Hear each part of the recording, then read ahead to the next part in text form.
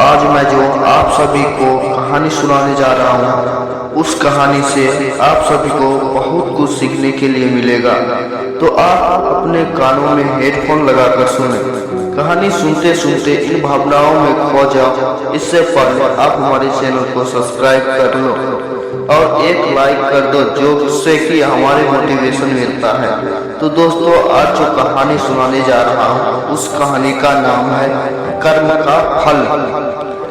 एक समय की बात है, भगवान चेतन बिहार में रह रहे थे। तभी वहाँ भगवान से मिलने के लिए एक व्यक्ति आए थे। उनकी आगमन के साथ उनकी दिनचर्या, व्यवहार और गुणों की चर्चा भी हुई। वह व्यक्ति अंधे थे।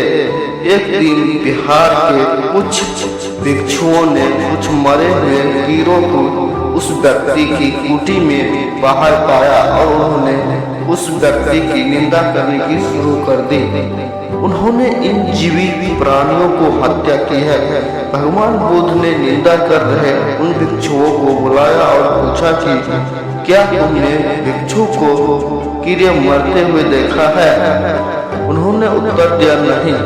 इन पर भगवान बुद्ध ने उन साधुओं से कहा कि जैसे तुमने इन्हें कीड़े को मारते हुए नहीं देखा है, वैसे ही यह व्यक्ति ने भी उन्हें मरते हुए नहीं देखा और उन्होंने कीड़ों को जानबूझकर नहीं मारा है, इसलिए इनकी निंदा करना उचित नहीं है।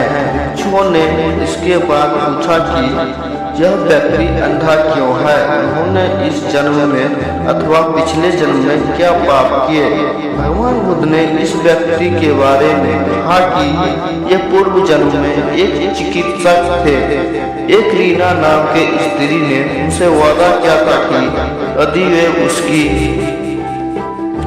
उसकी आंखें ठीक कर देंगे तो वह और उसका परिवार उनके दास बनकर रह जाएंगे। रीना की आंखें ठीक हो गई और उसने दासी बनने की ख्वाहिश से यह मानने से इनकार कर दिया। चिकित्सा को पता था कि उस रीना की आंखें ठीक हो गई है, वह झूठ बोल रही है। उसे सबक सिखाने के लिए या बदला लेने के लिए यह व्यक्ति ने दूसरी दवा दे दी। उस दवा से रीना फिर अंधी हो गई।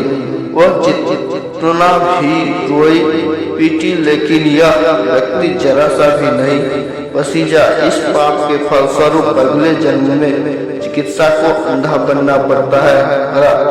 दोस्तों, इसीलिए कहते हैं कि आप जो इस जन्म में जो कर्म कर रहे हो, इसका फल आपको अगले